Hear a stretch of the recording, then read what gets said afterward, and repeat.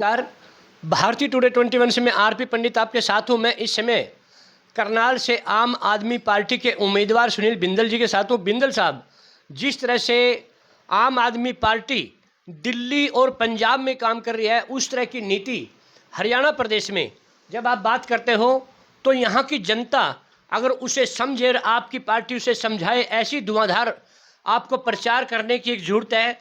और आपकी पार्टी के कौन कौन स्टार प्रचारक होंगे और कब से आप प्रचार को तेज करेंगे? भारतीय टुडे के सभी दर्शकों को मेरा हृदय से नमस्कार व आभार। पंडित जी, हमारा प्रचार प्रसार तो बहुत पहले से शुरू हो गया है। आम आदमी पार्टी हरियाणा में मुख्य ओपोजिशन की भूमिका में रही है पिछले 5 वर्षों में, और हमारा धुआंधार प्रचार प्रसार चल रहा है। हरियाणा की जनता हमारे जो दिल्ली और पंजाब में विकास कार्य हुए हैं उनको बहुत ध्यान से उनकी समीक्षा कर रही है। फॉर एग्ज़ाम्पल, हम लोग दिल्ली में 200 यूनिट बिजली निःशुल्क दे रहे हैं, हर महिला को फ्री यातायात की सुविधा दे रहे हैं। दिल्ली में हम लोगों ने अच्छे शिक्षा के मंदिर बनाए हैं, वर्ल्ड क्लास स्कूल बनाए हैं, जहां पर बच्चे पढ़कर अपना अच्छा भविष्य बना रहे हैं। अच्छे मोहल्ला क्लिनिक बनाए हैं, अच्छे स्वास्थ्य केंद्र बनाए हैं। आज दिल्ली के हॉस्पिटल्स की कायाकल्प हो चुकी है। हम लोग दिल्ली के अंदर शहीदों के परिवार को 1000 करोड़ रुपए सम्मान राशि देते हैं। हमने दिल्ली में जो कहा वो करके दिखाया। उसी प्रकार हम लोगों को कहते हैं कि दिल्ली अलग है, पंजाब में राज करना अलग है। हमने पंजाब में भी वो करके दिखाया जो हमने कहा था। हम केवल वायदे नहीं करते, हम उनको धरातल पर पूरा करके दिखाते हैं।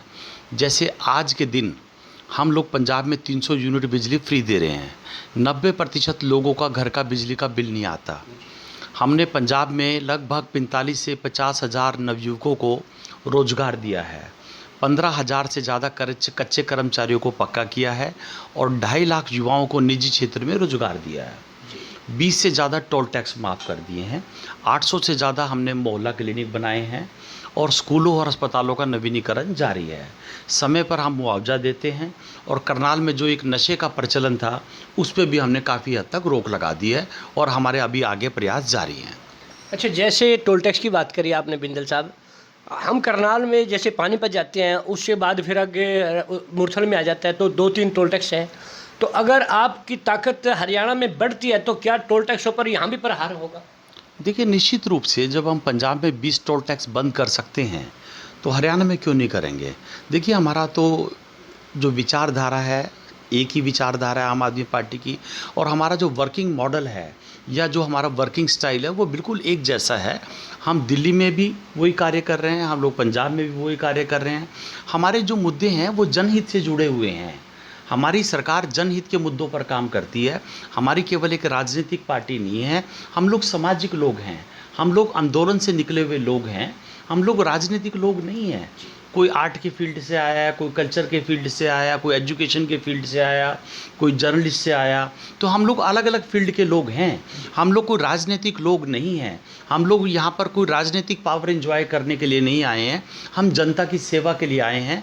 हम डॉक्टर भीमराव अंबेडकर के और शहीद भगत सिंह के अनुयायी हैं। अच्छा बिंदल साहब, जैसे करनाल को अगर हम देखते हैं, 10 साल से ये सीएम सीटी रही है, अभी भी आपकी कांग्रेस पार्टी और बीजेपी से एक चुनौती है। तो करनाल शहर को आप किस तरह से जीतेंगे? क्या आप दर्शाएंगे लोगों को? क्योंकि यहाँ पर डेवलपमेंट को देखते हैं जब हम, क्योंकि स्मार्ट सिटी रही है, तो यहाँ नेताओं का बड़ा बड़ा आना जाना लगा रहा है और आगे भी रहेगा। देखिए पंडित जी, मैं ये बताना चाहूँगा, लोगों ने कांग्रेस और भाजपा दोनों को बारी बारी सिर परखा, पर कोई भी पार्टी जनता की अपेक्षाओं पर खरी नहीं उतरी। इस समय लोग आम आदमी पार्टी को एक मुख्य विकल्प के रूप में देख रहे हैं, क्योंकि आम आदमी पार्टी की जो नीतियां हैं, जो हम लोग पब्लिक वेलफेयर के दिल्ली और पंजाब में जो काम कर रहे हैं, हरियाणा की जनता भी चाहती है कि वो सारी सुविधाएं हरियाणा के लोगों को मिलें। आज भारतीय जनता पार्टी की प्राथमिकता ये है कि वो हर डिस्ट्रिक्ट लेवल पे अपने कार्यालय बना रही है।